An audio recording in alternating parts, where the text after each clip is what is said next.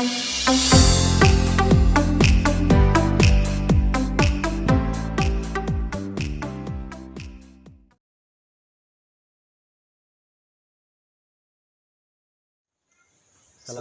warahmatullahi wabarakatuh.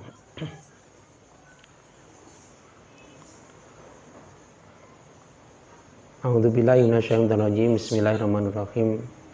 Hamdan wa syukranillah wassalatu wassalamu ala Rasulillah wa ala alihi washabihi wa mawala abada. Adik-adik semuanya, ini adalah cerita yang kedua. Diceritakan bahwasanya ada seorang laki-laki namanya Isom bin Yusuf. Isom bin Yusuf ini juga seorang ulama yang luar biasa. Beliau mendatangi majelis taklim Kiai Hatim Al-Asom. Kiai Hatim Al-Asom ini sebetulnya Al-Asom itu julukan beliau. Mungkin ada dulu kami diceritai, dikasih tahu tentang ceritanya Al-Asom. Ketika di pasar, Kiai Hatim ini lagi berjualan, kemudian datang seorang cewek-cewek ini yang membeli pada Kiai Hatim. Nah, pada waktu akad jual beli, kemudian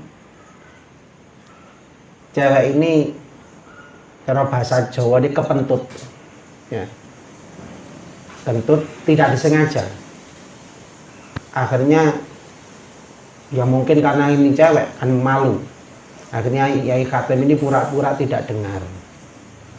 Dan kemudian pura-pura tidak dengar mengatakan, bagaimana nih saya kurang. Dia ketika menawar, cewek ini menawar pada Kiai Hatim, kemudian Kiai Hatim mengatakan, bagaimana nih saya kurang dengar, telinga saya kurang begitu jelas. Akhirnya cewek ini merasa lega. Oh, berarti orang ini dia tidak mendengar suara kentut saya. Kan gitu. Ini karena Kiai Hatim menutupi agar orang ini tidak malu. Karena disitulah kemudian Kiai Hatim ini disebut Al-Asom. Al-Asom itu artinya budak. Saya lanjutkan ceritanya. Jadi Syekh Isom bin Yusuf ini mendatangi majelis taklimnya Kiai Hatim Al-Asom.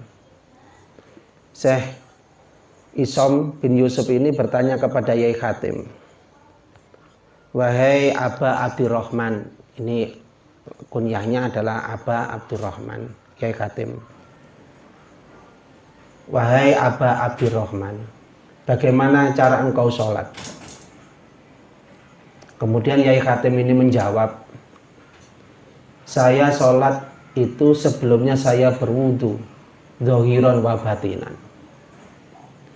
Jadi sholat itu wudunya dhohiron wa batinan.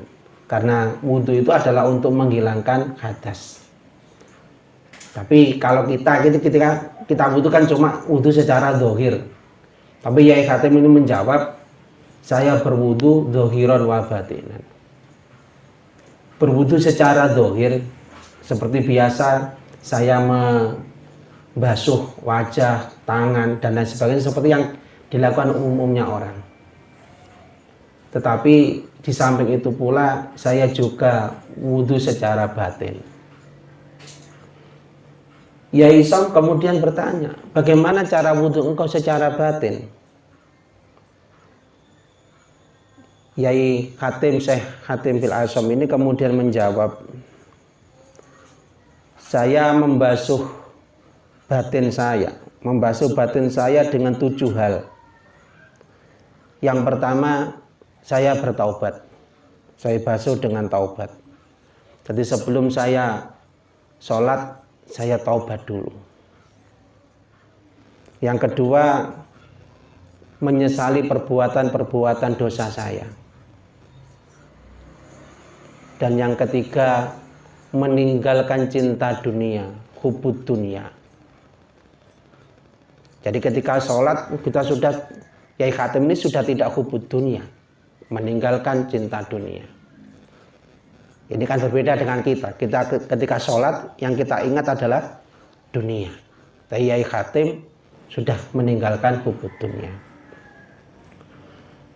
Yang keempat, meninggalkan rasa senang dengan pujian masyarakat atau pujian orang lain.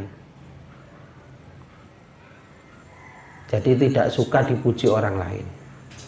Yang kelima, meninggalkan rasa senang menjadi pemimpin.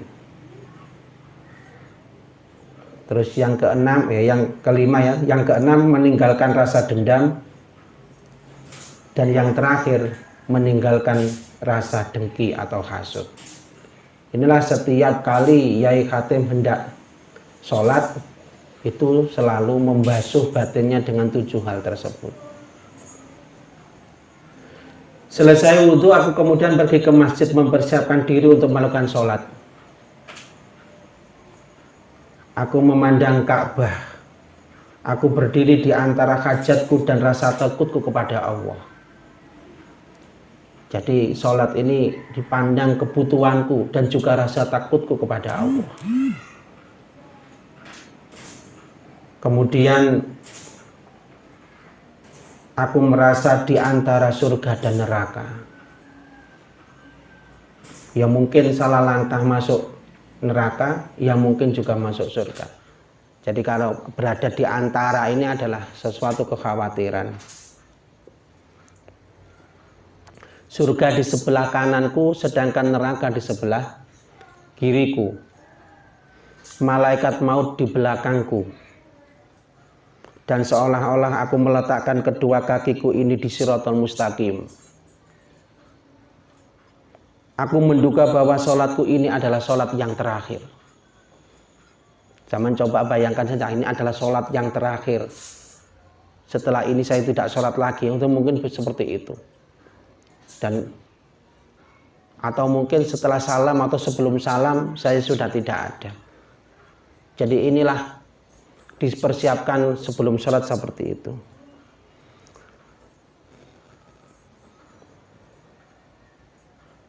Kemudian saya membaca takbir dengan niatan yang tulus, dengan niatan yang baik, dan membaca surat Fatihah dengan tafakur, tafakur dengan artinya. Nah kita ini kalau kemudian sholat biasanya kan kita tidak tahu, artinya nggak tahu, maknanya tidak tahu, kemudian kita membaca Fatihah tapi bayangan kita kemana-mana. Kemudian aku berrukuk, rukuk dengan tawadhu di hadapan Allah, merendahkan diri. Dan ketika saya sujud, saya dengan tadharru. Rukuknya tawadhu, sujudnya tadharru. Dan ketika saya membaca tahiyat, maka tahiyatku adalah dengan penuh harapan. Dan kemudian saya membaca salam dengan ikhlas. Dan inilah yang aku lakukan selama 30 tahun. Jadi Yai Khatim sholat seperti ini selama 30 tahun. Kemudian Yai Isom mengatakan, inilah sholat yang mungkin jarang orang bisa melakukannya. Dah. Adik-adik, ini adalah tata krama cara kita sholat menghadap Allah. Biasanya kita sholat menghadap Allah ini dengan begejekan. Tidak kita persiapkan dengan matang. Bahkan ketika qomat melawayu, terus kemudian berlari-lari, terus takbir. Itulah kenapa kok di dalam fikih, ketika itu sholat, kita dilarang untuk bergesa-gesa. Karena memang ketika kita bergesa-gesa, kita menghilangkan daripada niatan kita menghadap kepada Allah. Dan hati kita ketika tergesa-gesa menjadi tidak tenang. Ya mungkin yang paling benar adalah ketika azan kita sudah kemudian ada di masjid, kalau ke masjid, kemudian kita sholat sunnah dulu. Sholat sunnah untuk menenangkan, juga menenangkan hati ketika sebelum melakukan sholat fardu. Jadi ketika pada waktu kita sholat fardu, kita juga hati kita sudah menghadap kepada Allah, siap untuk melakukan sholat.